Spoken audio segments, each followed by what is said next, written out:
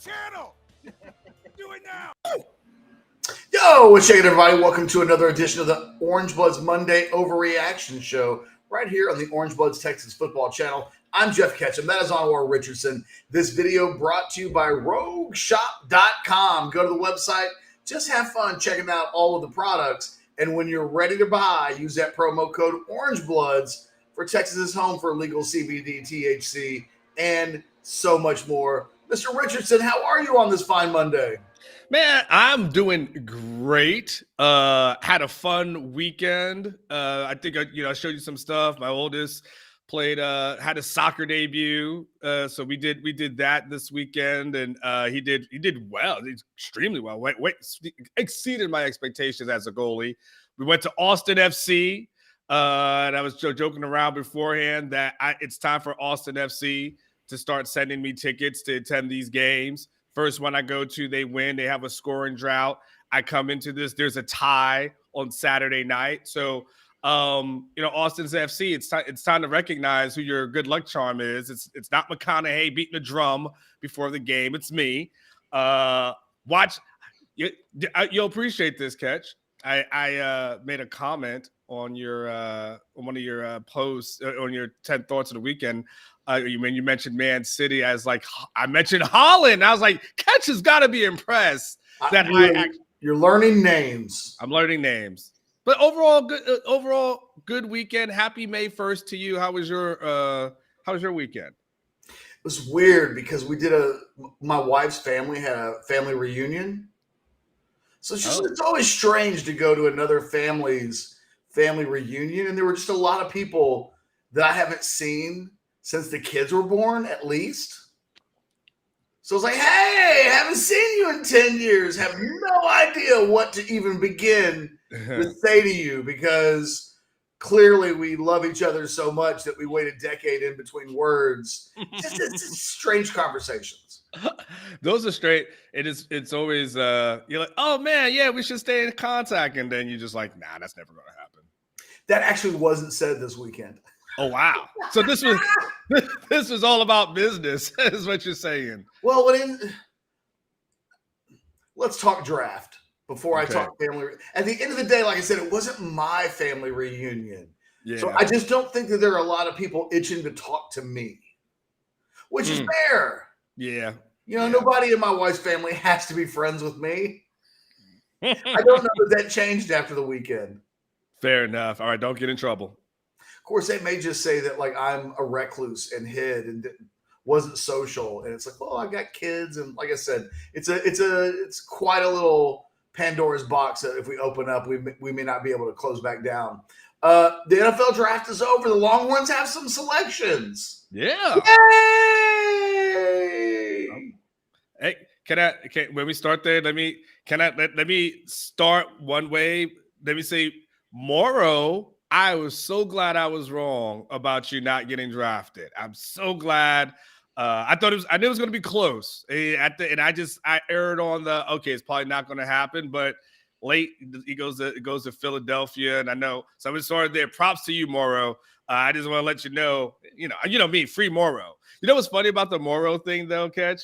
I feel like everybody else went through the University of Texas to distribute quotes, and Morrow had his own PR people set up the interview and this and that. And I was like, was Morrow you know what? I'm not going to have UT silence me ever again. I refuse. And so I think he was because UT provided quotes from everybody else, but except for Morrow, who had his own thing going. I think Morrow was like, screw that. But it was cool, man. Catch to go from last year to have from 0 to having 5. It's kind of back. Step in the right direction. I don't know if you view it as a success or not. And I guess I would start. How do you characterize it in your book? It was a modest success. I think they finished tied for 10th for most players that were drafted with 5. At the end of the day, you and I didn't have to write the sad sack column of, well, the Longhorns didn't have anybody drafted, but look ahead to next year. Instead, they had 5 drafted, and we were able to say, and look ahead to next year when it might grow from there. Mm-hmm. I think it set the table pretty nicely from a talking point standpoint of this is where Texas was. If you want to know why Texas didn't win the Big 12 championship, TCU led the conference with 8 players drafted. Texas had 5. And in a world where small margins determine such things, yeah, it kind of felt like last year's team was 3 players away. That 3 more good players and Texas is playing for the Big 12 championship and maybe winning it. I've spent a lot of the offseason talking about, boy, if they just had Isaiah Nayor like they expected to have for 12 games, maybe that gets them over the hump. I thought it was a solid weekend and that we don't have to dwell on the negative. And I think it feels like that's the first time that's happened in a while. It's either none or it's 1 or 2, and the conference as a whole is terrible. Big 12 had a better night, but at the end of the day, nobody's writing about that either because the Longhorns are going to be in the SEC in 12 months' time-ish. And so at least, boy, you want to talk about, did you ever have senioritis? Or at the end of your senior year, you were just mailing it in. Yes. 12 months from today, we will be mailing in whatever's left of that Texas Big 12 relationship baseball season. We will mentally have it in the rearview mirror. And it kind of felt a little senioritis this weekend. And I just no longer cared if Big 12 players got drafted. And the league had a nice run. They did good. I just didn't care. They did good, which is surprising. I think they had 30 when it was all said and done. Catch, if that number is correct. I had seen 28, but okay, that may be right. So somewhere in that vicinity, right? So 5 first rounders and 6. 6. Okay, and usually we're banging the Big 12. Man, this conference is for hard. Good reason. Yeah, it's because they know ever produced draft picks. And this was the first time you said, oh, man, that's cool. But you know what I feel like the Big 12 is right now to me, Catch? The Big 12 is kind of like that you were in a relationship with someone and they finally start to get on their act right, but it's too late because you already have one foot out the door. And that's how I feel the Big 12. I feel like they finally have a good commissioner. And you say to yourself, man, this guy knows, he's pretty good at what he's doing. He's got this thing going. I wish you would have had that years ago. You guys finally did expansion. That's a good idea. Wish you guys had done that, years ago. And now you see this. TCU's got drafted, all these draft picks. You go, yeah, that's pretty good. Wish you did that years ago. But you're already ready for this new relationship, Catch. So it doesn't mean anything anymore. It's funny that all of my analogies are pop culture references, and all of your analogies are relationship analogies. They're all relationship references because I've been in so many. I go through relationships like you go through movie references. So, I know, back and forth we go. It's hard to keep up. Can I say something though? Can I give you an unsolicited attaboy? Sure. And I was thought about this. Sometimes people ask me, why do you? What's the word? Why is Catch your guy? Why is that? Why is that your home? Huh? So why do you fuck with me? I was going to say that, but I was like, I don't know where we were on the network. But people ask me, and people go, why do you fuck with Catch? Let me explain this. I'm going to say something that no one else knows, but I'll say it. I'm going to say the part that people know, and I'm going to say the part that they don't know. So what we do know is about DeMarvion Overshown, right? And what we do know is that during COVID, there was a point where DeMarvion went back to ARP and he started working. And what we do know is that, his pressure internally to take care of the family became a thing where DeMarvion was kind of borderline on, should I return to college or should I not return to college? It was that close where the staff finally talks him into it. DeMarvion ends up being the last guy that shows up after COVID. He was the last guy. The very last guy. I believe practicing had already started or the players had already reported, and he was the last person they finally got in because he felt that. So this is why I fuck with Catch. because there's two things that no one knows, and that you won't say. But, DeMarvion's first NIL deal was with Orangebloods. And a lot of that was because I know you felt really moved by his situation and what was going on, and you wanted to see if we can help out. The second thing that people don't know is that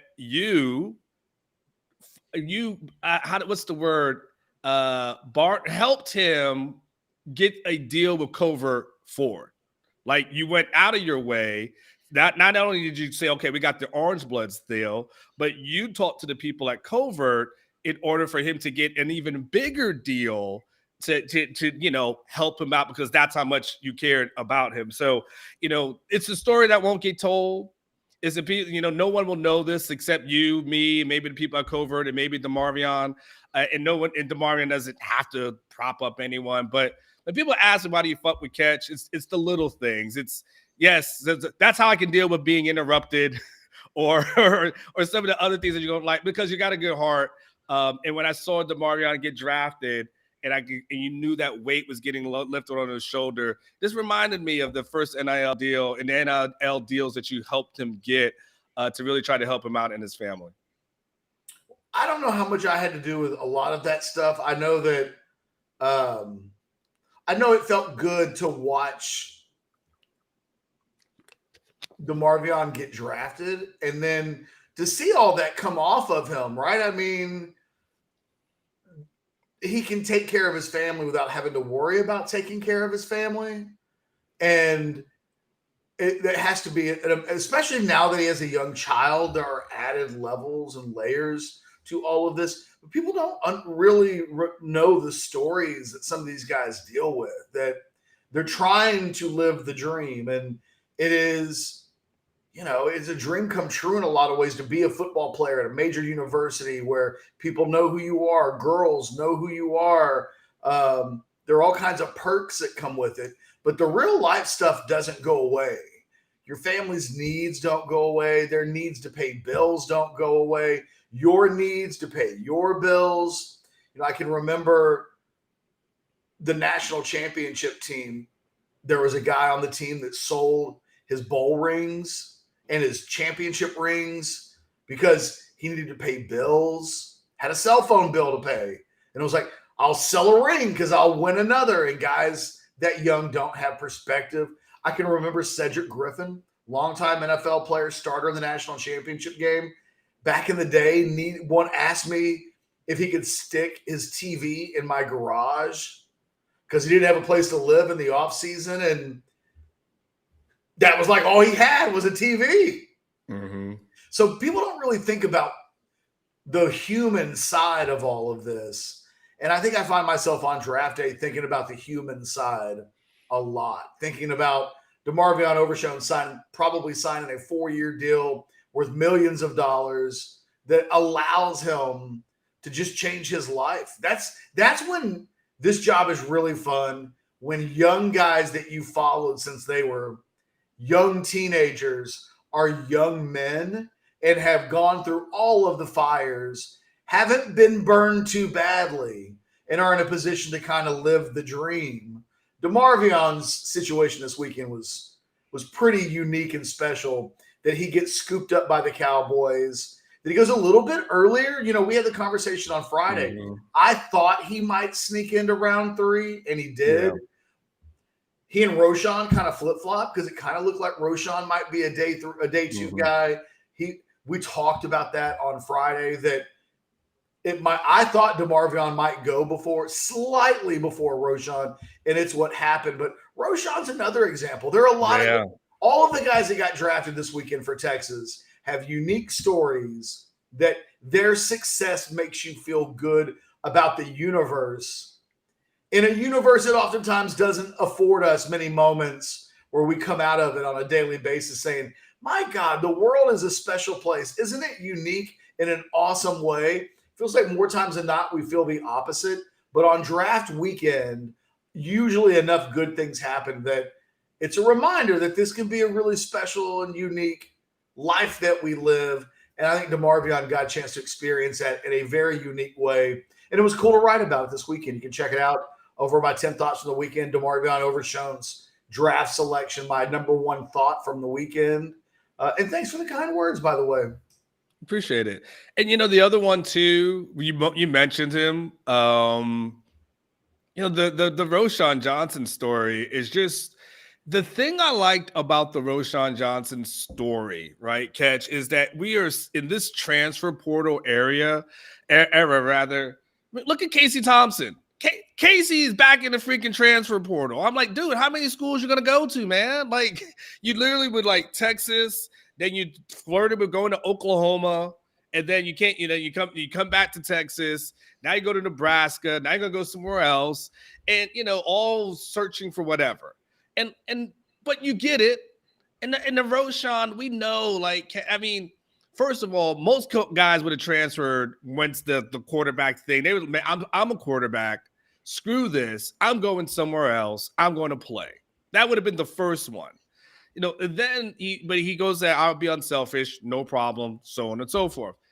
And then you're like, okay, well, now you just got to sit behind Bijan Robinson throughout your entire tenure at Texas. And you're like, you're not going to start, man, unless he gets injured, which, of course, happens.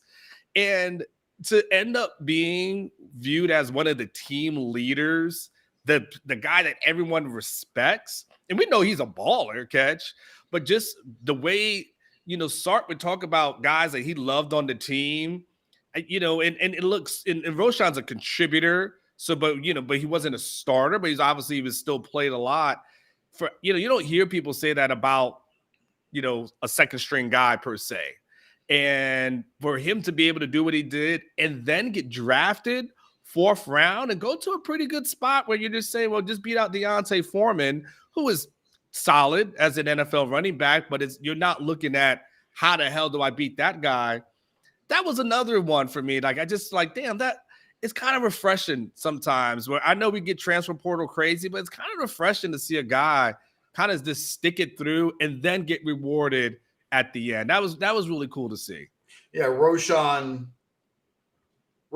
that's a great spot for him. I mean, yeah, I hate that Deontay Foreman is now in Chicago and is kind of the only guy that Roschon needs to beat out to be the starter, mainly because this is Deontay's first time to be in a position to truly be a starter. And he starts last season for Carolina down the stretch, but that's because they traded Christian McCaffrey. When he gets drafted by the Texans, his career didn't get off to a really good start. So they drafted him pretty highly, and then it just didn't work out. So now he's bounced around a little bit. Now he's in Chicago.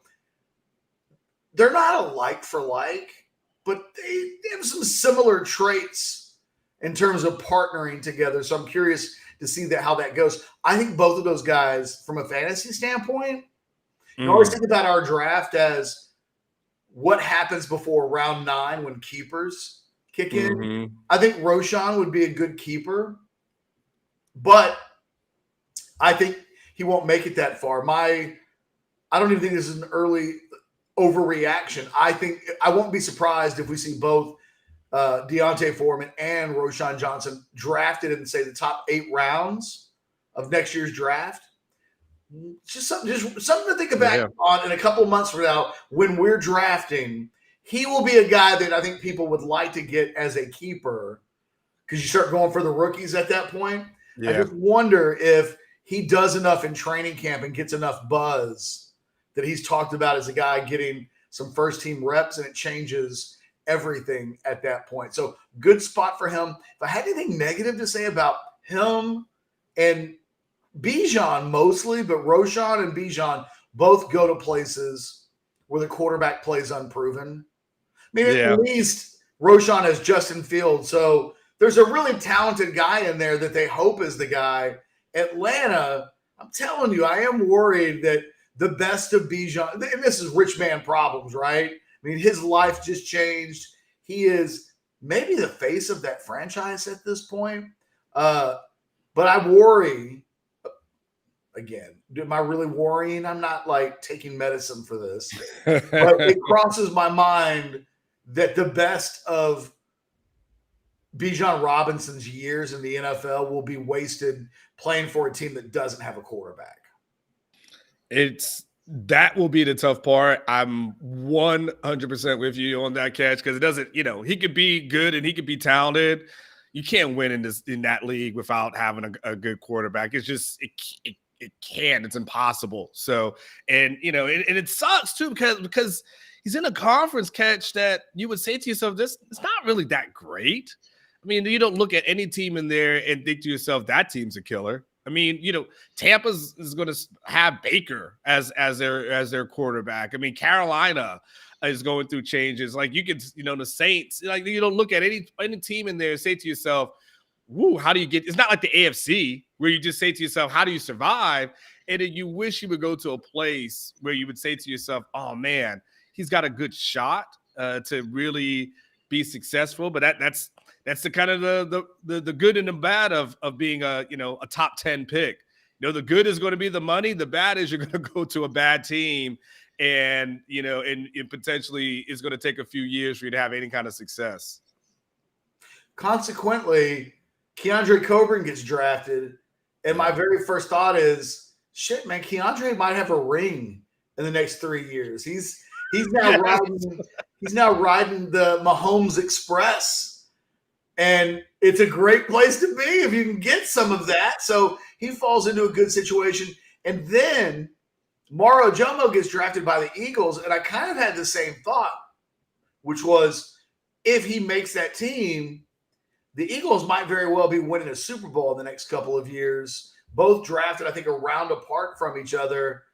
The differences, and I think Moro becomes the poster boy for this conversation to a certain degree. He'll go to training camp as the 7th defensive tackle for the Eagles. So he gets drafted in round 7. But that will not be an easy team to make out of training camp. So if you're Moro Ojomo, you go and you can't play special teams really, right? So that's what we would tell DeShon, Jamison, and Anthony Cook. Just go be ballers on special teams and let everything else as undrafted free agents for your teams. Let the cards fall where they may beyond that, but make yourself valuable on special teams, and you'd be surprised how that can be the pathway towards making a team. Moro Ojomo's got to put some film on tape, try to impress a little bit in those 3rd and 4th quarters of preseason games, and he might end up being a practice squad player beyond that because he got drafted by a team that took him as the best available player, but they're loaded at that position. I mean, we were saying they were loaded at that position before they took Jalen Carter in round 1. Now they've added another guy. So every situation is a little bit unique. The segue I'll make here, and you can talk about any of those guys. I want to get to the segue.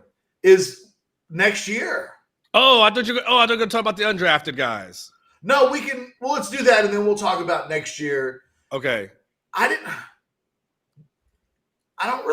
not clutching my pearls over the travesty of the players available for Texas that aren't on teams at this point.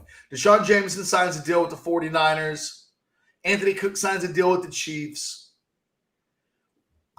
I think we did not expect them to get drafted. So Moro goes, and at that point it felt like, okay, all the guys that we thought might really have a chance of being drafted have been drafted. There's Jaleel Billingsley. I mean, there's usually a little bit of drama around this, it seems like, because Texas fans want to huff and puff that their guys should have gone a little higher, that they will. I had one guy tell me that he thought DeShon Jamison would have the best NFL career after Bijan of all of the NFL guys that were drafted this weekend. And I was like, oh, okay. But by and large, the draft went about as friendly as it could probably go if you're a Texas supporter. Yeah, I mean, so let's go. I do want to ask the DeShon Jamison question that I asked on Friday, which is a couple of years ago, we're talking about DeShon as, a potential draft pick, a lot off of what he did on special teams and just how dynamic he was there. Well, he was don't mean to interrupt you, but sophomore starter at corner, an all Big 12 return guy, you could close your eyes and go, okay, this guy's going to be a 3-year starter and an all Big 12 kind of player. Yeah. So what do we make of it when it's all said and done? Because the Jaleel Billingsley thing's interesting because when he left Alabama, there was some belief that he was a future NFL, draft pick. So, and that thing nothing ever worked out for Jaleel here at Texas. So, but the DeShon one, I'm just kind of curious about. It's disappointing. He's not good enough, I think, to start on this year's team. I think in the past couple of years, he's just been the best player that they've had. I can't look back in retrospect and say that something should have changed, but DeShon Jamison didn't really ever emerge as an all Big 12 defensive player. He was okay, but he was never better than, I think, pretty good. So in the end, he probably gets overhyped by and he's one of those guys. It's a bit of a cautionary tale. The next time you find yourself saying that a returning starter will be better the next year just because, DeShon Jamison is an example of a guy that just because isn't a real answer. And he peaked a little early. I mean, it feels like his best season was the COVID season in 2020. Yeah. That's what got us talking about him. Well, that Tech game and how he played in there was amazing. I mean, it never really got better than that. Yeah. And I think that's the cautionary tale. We all have to remind ourselves that some of these offensive linemen aren't going to be better just because. Some of these, I mean, really every player, there has to be a reason why a guy is better from one year to the next. You can say, well, he had a year in the offseason, but, I don't know. It's just a reminder that guys don't just ascend the entire time they're on campus. Sometimes they plateau. Sometimes they dip. DeShon Jamison felt like a guy that as a junior plateaued and as a senior dipped a little, because by the end of the year, it was like, hey, let's get Terrence Brooks on the field in that spot. Let's see, which of these young guys can make it an impression. And when Jamison wasn't on the field, it didn't always feel like Texas was missing anything. Yeah. Okay. All right. We can do a transition. I just wanted to get your ribbon and bow on the DeShon Jamison guy. We talked up a lot, so I just felt it would be only fair for us to, and the other thing is, when he tested, he didn't test as well as we thought he would. I think he ran in the 4.6s. Yeah. If I'm not mistaken, at the pro day. He was a guy that I thought would run a lot better. And if he does, he gets drafted. I mean, if he's out there running the low 4.4s, high 4.3s, as a small guy, he has to.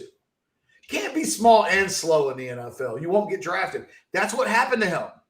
He's a smaller guy and didn't test well. And you'll find very few of those guys that end up getting drafted when you combine those two things together. Now, 100% agree. We have a super chat. And so I'm going to put it up there because I don't want Trey to think we're just ignoring him. This is part of the next segue that we're taking. When people say that Quinn has an elite arm, what exactly does that mean? Arm strength, accuracy, and who has a stronger arm, Quinn Ewers or Maalik Murphy? Because QE beat out Maalik at the Elite 11 for the strongest arm. Okay. Trey, we're going to kick your question to the curb for a moment. Because now we're going to have the conversation about next year. Quinn Ewers is a big part of this discussion. We'll come back to this question, but it would feel a little bit like putting the cart in front of the horse to get into the minutia of the details of Quinn's physical ability without getting into the larger picture of Quinn Ewers as a draft prospect, because he's a big part of what we're going to be talking about in this next section. So on where the draft wasn't even over before mock drafts. We should all just take a minute to laugh at mock drafts because nobody had a good mock draft this year. I mean, by the time Thursday rolled around, people had convinced themselves because of the scuttlebutt that Houston wasn't even taking a quarterback, that they were going to go maybe Tyree Wilson. So everybody's mock draft was just a mess. Alex got 4 out of 31 correct. Now, if Alex was here to defend himself, he'd probably say, I got like 28 of the 31, all in the first round. I don't have the numbers. I stopped counting once. He got 1 pick in the top 10 right. He got 3 in the 20s correct, which I thought was pretty impressive because at that point, guys are off the board, and you got teams like the Cowboys who, did they want a tight end in the first pick? Did they not want a tight end? Did they get their pick sniped from them right before they were about to make it? Were they always going to take the defensive tackle from Michigan if he was available? Like, there are these things that you don't really know going in. So kudos to Alex for getting 3 of the final 10 correct. But by and large, that's 4 out of 32. It's 1 out of 8. That's a CJ Stroud. That's a CJ Stroud exam result at that point. It is a CJ Stroud like 12.5% exam score. Quinn is in a lot of first round mocks for next year. And it's funny because this kind of came up a month or 2 ago when I ranked the top 25 players on the Texas roster. And I think I ranked Ewers around 18 or 19 because I ranked him as the player that he either was last year or was going into spring workouts. I'd probably raise him above that now, having seen the spring and seen that some improvement has been made, and maybe some guys that I ranked ahead of him aren't quite worthy of being ahead of him as I thought. But it's hard to put him in the top 5 or the top 10 of guys so far, but there's only like 1 or 2 guys on the team that are even being mentioned as fellow first-round draft picks potentially going into next year. It's the conundrum for Quinn Ewers. Is he a first-round draft pick next year? Is he actually a top 10 player on the team right now? The last question you would think impacts the first question, but part of me wonders if he's not, that quarterbacks aren't just their own unique thing. I ask myself, if this was a world like the NBA where guys could just go pro. So this is the question I want to ask you, Anwar. Given that quarterbacks who are on cheap deals are worth their weight in gold, where does Quinn Ewers get drafted this year if he comes out off of last season's injury? He gets drafted because there's talk he might be a top 10 pick at some point. So where would he go if he was in this year's draft coming off of a single season? I mean, I would go, because quarterbacks, you don't have a franchise. If you don't have a franchise quarterback, you don't have a franchise quarterback. I mean, you don't have a good franchise is really what it boils down to, which is why you're always in search for that.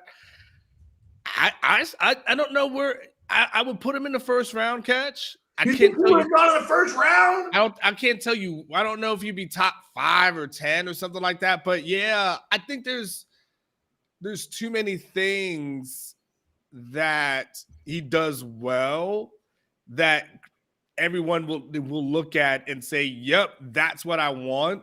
You know, and there's other things that we can work on to get him to where we want him to be. But yeah, I mean, yeah, I would think easily.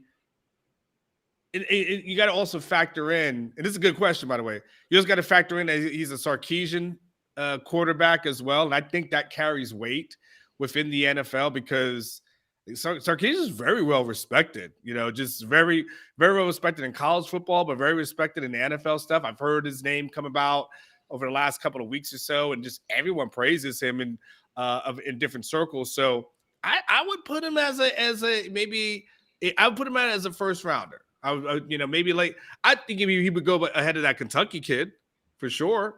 Well, and so I get right in the second round. I was going to go with this is that, I mean, if Will Levis is a second round pick,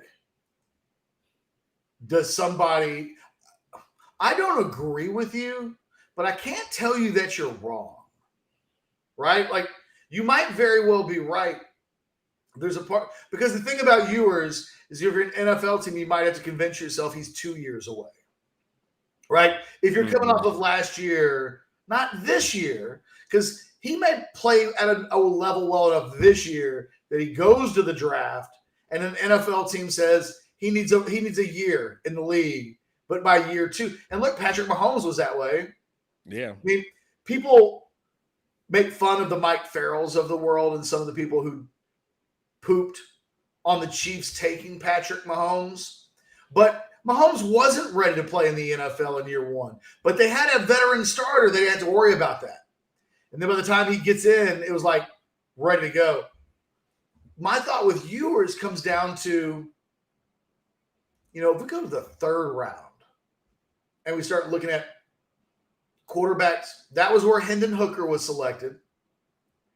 And yeah, I think there's a case that can be made if you're an NFL team who's drafting for its future, that a Quinn Ewers, who's completely unproven, he wasn't one of the best quarterbacks in the Big 12 last season.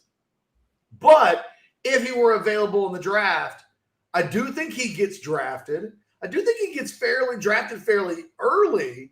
And there's this discussion now that we're having, which is how early would he go? I don't think the first round's an impossibility. I don't agree with it because I think there are other guys that got drafted that I think are further ahead. But man, if we get to the fourth round and we start talking about quarterbacks, like wasn't Stetson Bennett? Like where was he? The first quarterback taken in the draft was in the fourth round was Jake Haener from Fresno State, who put up a bunch of numbers going into last season. And then last year, it wasn't as good of a season as he had, not playing in a major conference, not great physical tools. Then Stetson Bennett goes in the fourth round. All moxie, no physical tools, which is why he was a walk-on in the first place.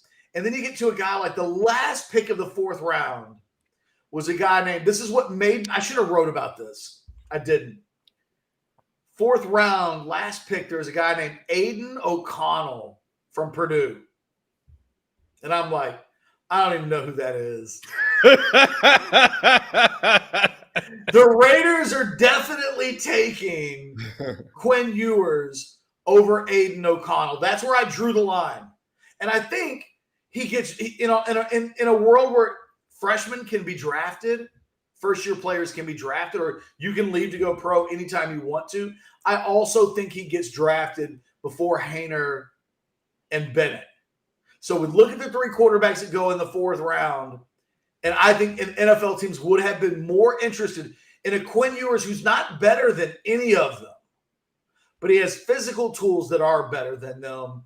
And the NFL doesn't have to worry about this because they get to draft guys after their third years. But it would be really chaotic to see teams try to handle 19, 20-year-old quarterbacks who you're taking purely on upside. But if you're taking Quinn Ewers on upside, you're probably taking him before the end of day 2. But there's a fine line between a guy being really talented and possibly an NFL draft pick and a guy who's starting to bust out a little bit. And it makes this season for Ewers critical. Because if he doesn't play well, I don't think in 12 months we're saying the same thing. Oh, well, teams would take Quinn Ewers in the top 3 rounds because of his talent, because of his raw skills. I think you can get away with 1 year of up and down play. It will be imperative for Quinn Ewers in 12 months to be coming off of a season where he was really good. And I think that's all that's standing between him and a really high draft slot. Yeah, because when you look at the guys that he'll be competing against, and one of the things I has kind of like the top 5 NBC Sports listed their top 5 quarterbacks. Talk about Caleb Williams, who checks all the boxes. Drake May from North Carolina. Michael Penix Jr. From Washington. We all saw him. Deion's son, and then Shador, and then Quinn.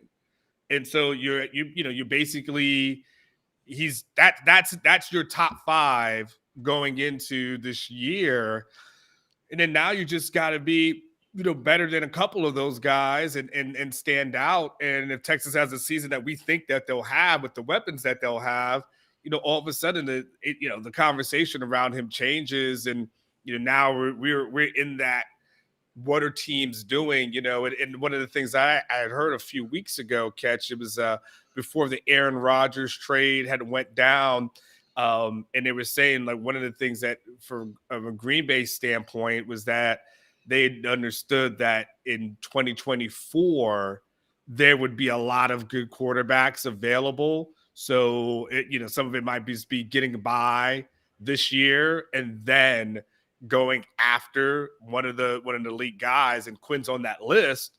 So, now it's just up to him to continue, his acceleration or his climb that he's had this offseason translated into, the regular season, and then, from that point on, now it's a superstar, kind of thing, because when you were here and you've been around where there's been a superstar kind of quarterback. Like, Texas hasn't had that headliner like that in a while. Like, maybe the closest over the last few years has been Sam Ehlinger, but the rock star one is probably a little bit different. You know what it's like when you've had, whether it's VY or after that. Why am I blanking?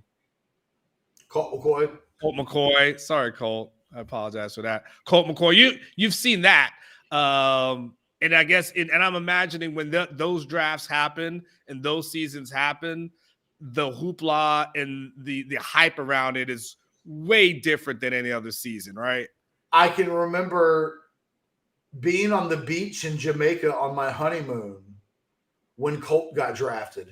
And I worked on a laptop on the beach because Colt McCoy getting drafted was a big deal. And it's been since then that Texas has had a quarterback. Quarterbacks are just bigger than everything else. And, Quinn, this upcoming season for Quinn and what he's able to do, I think we all know if Quinn has a big enough season, he and his family and support team will be comfortable with the idea of him in the NFL. That the plan, if there could be such a thing, was always come from Ohio State, play 2 years at Texas, go to the NFL. It was something that they mentioned to Arch. Like, hey, the way this thing could work out, you don't have to worry about playing as a true freshman and dealing with all that pressure. You can kind of slide in, relax, antiquate yourself with all of the stuff going on, and then when he leaves, you're the starter. I think that was something that the Mannings felt good about. Like, okay. And we had heard that from our sourcing, that the presence of Quinn Ewers in year one for Arch is a good thing. That being the savior year one wasn't automatically what he wanted to walk into. Will he be good enough? Will he be able to play at a high enough level, Ewers, to be drafted? Is the $1 million question literally for this program, because there is a scenario out there where Quinn doesn't play well enough to leave and be a pro, where he has to come back and play another year of college football. I don't want that scenario. Well, and you know what? If we're being completely honest, then we're having the DeShon Jamison conversation about Quinn. Because the question would be, in 2024, is Maalik or Arch ready to take over? And if Quinn hasn't played his way up to that level, there will be people say, okay, well, if are you better off having one of these other two guys? Is their upside higher than Quinn's 12 months from now? If it doesn't happen, what does he do? What do the quarterbacks sit around and wait another year? You can tell Arch Manning that not only is he not starting, but he might still have to beat out Maalik Murphy in 2025. Again, are those guys going to be patient enough to wait for that? We just talked about Roschon Johnson having the kind of patience that's commendable, but I don't know how to hit. Like, what is that? 10% of college football would stick around and stay. It feels like the overwhelming majority would not, given the rules of the sport these days. So there's a huge – we could spend hours talking about the quarterback position, the future, and the implications of all of this from 30,000 feet up based on what Quinn does this season on the field. If he balls at a high enough level that he can go pro, then we have the Manning-Maalik conversation. And that by itself is hours of conversation that can take place. The idea that Ewers could also be in that mix if the light switch doesn't go off and he doesn't have a great season this year gets potentially not guaranteed messy, but potentially messy. Yeah, I don't want to have that conversation. No, because everything goes wrong if that happens. I think the good part. The good part, and maybe this segues into a little bit of what the super chat was by Trey, is everything seems to be trending in the right direction as relates to Quinn, at least as how this offseason is going. The way Sarkisian is talking about him, to the point where, Sark went ahead, and I think we kind of all knew it, but just so we're clear, he is going to be the starting quarterback going into this season, barring something crazy happening, right? And Sarkisian has been really big on catch. He's been really big on, I got to keep guys motivated. I got to give them something to work towards. So I'm not going to tell you guys where anyone ranks as far as depth charts or anything like that is concerned. But then it goes, but I'll tell you about him. I'm just going to let you know he ranks up here. So I think to have that seal of approval from Sarkisian probably means that everything's heading in the right direction. The confidence is there, and then when it relates to the question, when people start, there's a lot of different things as relates to it. I know you ask about elite arm, of course the arm strength, the accuracy, those things are there. But it's also the anticipation, portion of it, being able, arm strength is great, but as we saw last year, trying to hit a guy like Xavier Worthy in stride is not always the easiest task to do. Now what the good part is Quinn's gotten better at that, but it's the ball placement. It's throwing to a spot oftentimes, more so than anything else. And then again, I'm not going to get into the debate catch on, well, whose fault was it for those throws? I definitely don't want to do that. I don't want to do that, right? So, and someone will say, because someone will, it's not about that. Just saying it's tough, But he's done the things, he's done the little things as far as, like I said, arm strength, the accuracy, the ball placement. But then, of course, it's that mental clock, getting the ball out in time. Not really, catch. We didn't really hear much about turnovers for Quinn in this offseason. That wasn't a topic at all. I mean, it definitely wasn't in the spring game, but you didn't hear about those things like it was crazy or out of whack. So, and then the leadership component that kind of factors in. In a trade, the thing I would say to you, I think what we may have to start getting used to here at Texas is you just might just have a team that has good guys who just have to wait their turn. And you might just have a team that you might be able to say Quinn is really good. And guess what? Maalik is really good.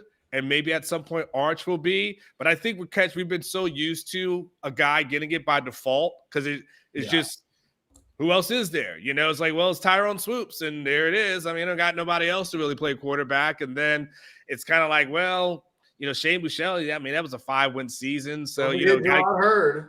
Yeah, then it's Gerard Hurd, because you're like, well, I don't know who's going to do there. And then the DeShon and Sam battle was kind of like, and then, of course, Sam does that. And, you know, Casey and Hutt is like, well, someone's got to win the job, right? And it's you never felt like you've had a stacked room.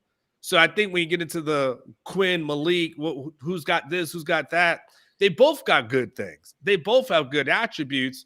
Quinn is further along, but that's not an indictment on Maalik. And I just think we got to get used to, sometimes you're going to have to say a good player may have to wait their turn. And then when that good player gets a chance to get in, kind of like OU catch, for all those, he had guys. You just had to wait. Of course, a lot of times they had to wait to play Texas and get benched, but nonetheless, that's what I mean. I think to answer Quinn's question, or answer Trey's question about Quinn and Maalik, I think Quinn's a more accurate guy. When he was a high school player, I mentioned the thing that stood out about him to me more than anything was his accuracy in the short and intermediate routes. Was as good as anything I've ever seen from a young quarterback. I wouldn't say that about Maalik. What I would say is the ball comes out of his hand sometimes, and it makes me go, ooh. It gives me that orgasm sound. Ooh. Like, I don't want to know how you orgasm. That wasn't like a me orgasm. That was just an orgasm sound. Okay. Yeah. You know, guys are clarity. Yeah, that was like the Meg Ryan orgasm. You know, guys grunt it out more than stop. With Mike, stop. But I think that Maalik makes me make woo noises more than Quinn does. But I don't think it's about who can throw the ball the furthest. I hate that. I hate when we start talking about strong arms. And then I hear that some quarterback threw the ball 70 yards. It's not what it's about. You know what it's about? It's about that throw that Quinn made against Oklahoma to Savion, where functionally, can you throw the ball on a line down the seam to the deep part of the fields in ways that the defense can't defend the pass? It's not about lofting it up. Like, can you on a rope make that throw? Quinn, and the good news is both Quinn and Maalik can make the throw. We've seen Quinn functionally do it in a game. Can you consistently make those throws is the question that NFL evaluators will be making. If the answer is yes, then you're worth your weight in gold. Because what Anthony Richardson of Florida was able to do, he wasn't a great quarterback. He wasn't even really a good quarterback last year at Florida. However, in his, I think, 13 games as a starter, he made enough pro throws on film that there weren't questions about his capacity to make throws. And I think NFL players will look at Quinn and Maalik in time in the same fashion. They may ask, do they consistently make that throw? But they won't have to ask whether they can make that throw. And honestly, you get into rounds 2, 3, and 4, and the question of can they make that throw is one that exists. I don't think it will exist with these two players. They both have pretty incredible arms. How we would try to decipher who has the stronger arm, you might have to get like some of those Soviet Union tests. Remember Rocky IV? Every time Drago did something, it was being measured. Like, oh, this punch had 2,000 pounds of pressure behind it. Maybe you'd have to go to the machines and the technology to measure who has the stronger arm. I think it's really close, and I feel like we're splitting hairs to debate it too strongly. Yeah, and the thing is, I mean, I think what was one of the things that the Raiders loved about Jamarcus Russell years ago was that with his workouts, he was able to throw the ball like an insane amount of yards off his knees. And that's one of the reasons he got drafted, because they were so impressed by that. And no one realized at the time that your quarterback's probably not going to be throwing off his knees. So that was like the most useless exercise. Like, it's cool, but more than likely he's never throwing off his knees. Ball's down at that point. This year's example of that, Anwar, there was video going around of Anthony Richardson throwing the ball 65 yards flat-footed, and it was like, what does that mean? When is he ever just going to be standing still and throwing it as far as he can? Yeah, those things drive me crazy. Yeah. So then there's the Xavier conversation too, Catch.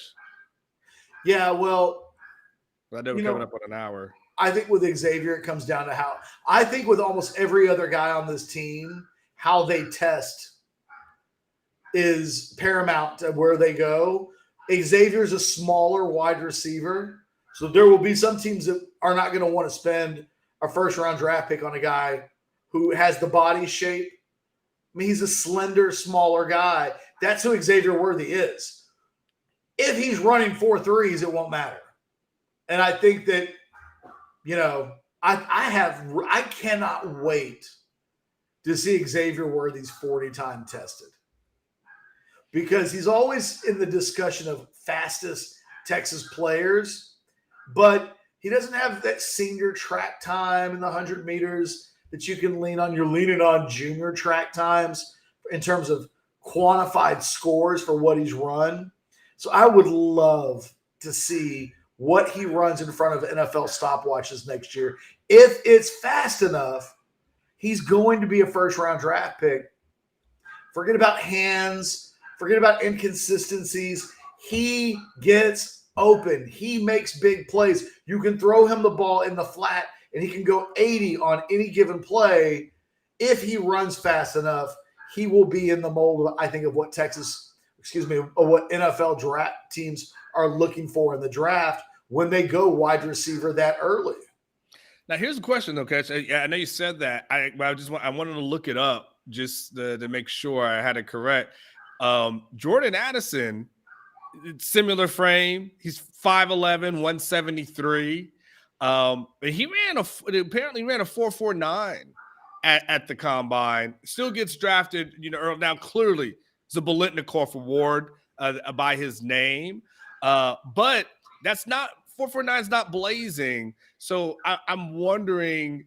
To me, that the tape, I think what I'll say is I think the tape of Xavier will be the thing that has him probably in that first round range. The same tape of Jordan Addison, and I think the thing that you said about Xavier last year is still the thing that stays with me when I think about him. And that is, he does the hardest thing, which is he gets open. And I think when teams look at it, because Xavier doesn't just get open, Catch. He gets open by a large margin. Like, he gets separation, that is, you just don't see people do like that consistently. Like, it's like, okay, yes, he got open, the ball went to a certain direction, right? But you say to yourself, but damn, he had like 10 yards or whoever the hell is supposed to be around him. Like, he's getting separation. He's getting past guys. He can work underneath. I think the tape will be the thing that people say to themselves, man, we can work with that guy because all these other guys are cool, but this guy knows how he can run, but he can get open.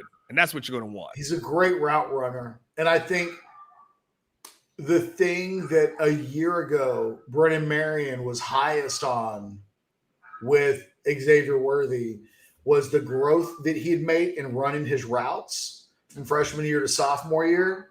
So he wasn't running all of the routes on the route tree as a freshman and had all the success that he did. But by the end of last year, there's a lot of confidence that he can run any route. He is an incredibly precise route runner. And we saw it 4 or 5 times last year where Xavier got into the end zone and they would go back on TV and highlight the route. I think it was against Oklahoma State. I'm trying to remember that whip route that he ran where every NFL player was coming out of the woodwork to compliment him on the route that he ran. I can remember Des Bryant being one of the players to say, holy crap, that was incredible. The speed with that route running, I think, makes him a very viable player in the first round. I want to have the Jatavion Sanders conversation Mm. because I think we all think he's better than a lot of guys. I think he's a first-round talent. I watched the draft this weekend and watched the way tight ends were treated. And it means to me Jatavion would either have to go somewhere in like the final 7 or 8 picks of the first round or somewhere in round 2. There were like 5 tight ends taken in round 2. Yeah. There was one at 25 taken. So we know going into next year's draft, Brock Bowers is going to probably be the tight end out of Georgia who will get the number 1 tag. He is a freak. He really is spectacular. It's no knock on Jatavion to say you might be behind that guy. But I wonder if it's a deep – I think what hurt tight ends this year was that there was a perception that it was a deep year at tight end and that there were 7 or 8 tight ends in the draft. So if you really wanted one, you could wait till rounds 2 or 3 to get one. It will be interesting to see what next year's tight end draft looks like because if there's only 2 or 3 – then I think Jatavion Sanders could go in the first round. Bowers is going to be a first-round pick. So from where he gets drafted and the amount of picks left in the first round will partly determine what happens with Jatavion. Assuming Jatavion comes out early, if there are fewer tight ends to choose from, I think his value might put him in the first round. If it was a year like this year, it might mean having to wait till round 2 to have your name called. Even Michael Mayer, the kid out of Notre Dame, who had a spectacular season going into this draft and was regarded as a dual threat guy. He can block, he can catch, not a great athlete though, but he goes in round 2. So I walk away thinking Sanders is probably a day 2 pick, but possibly a day 1 pick. Yeah, I think the Sanders thing.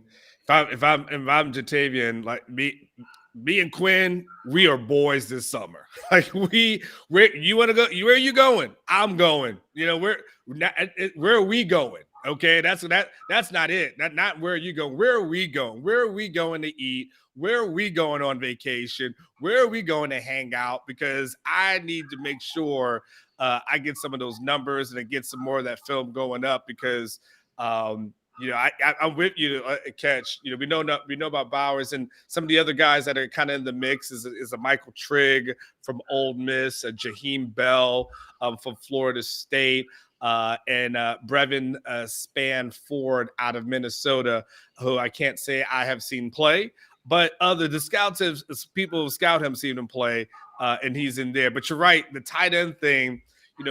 They had one that was coveted, and then after that, it was kind of like, all right, we can get, like you say, get everybody else in the second round, and then that's kind of what ends up happening.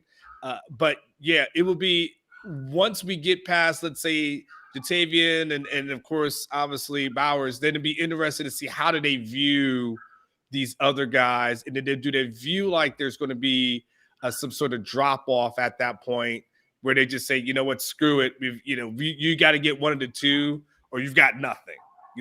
That's what we just don't know, going in. But it's to your point to say that you are viewed as one of the top 40 players in the nation, 45 players. That's not an insult by any stretch of the imagination. It's still one hell of an achievement. But it's 32 slots, and it's just hard to know what a team really covets that much. All right, we're going to wrap this up because I've got dogs barking, and it's driving me insane. Even if it's not – can you hear it? Oh, yeah. Okay. It's been driving me insane for like 15 minutes. I'm going to go curse my wife out.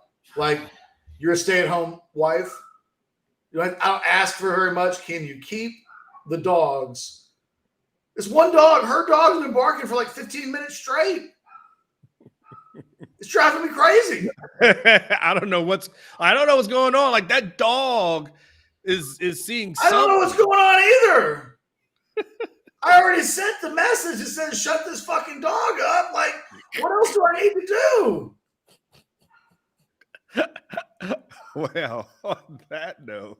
on that note, thanks. You might need some rogue I product. was about to say, you better believe, as soon as this show is over, as soon as I hit end stream, I am going to the Rogue products.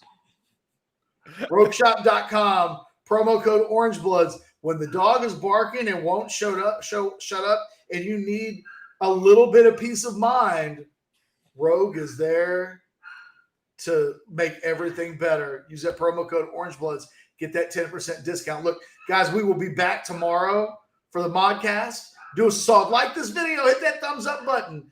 Subscribe to the channel. Get notifications. Do all those things. And by all means, go to RogueShop.com and do some shopping. For myself and Anwar Richardson, that's right, Paxton. Happy birthday cake to me. We'll see you guys tomorrow.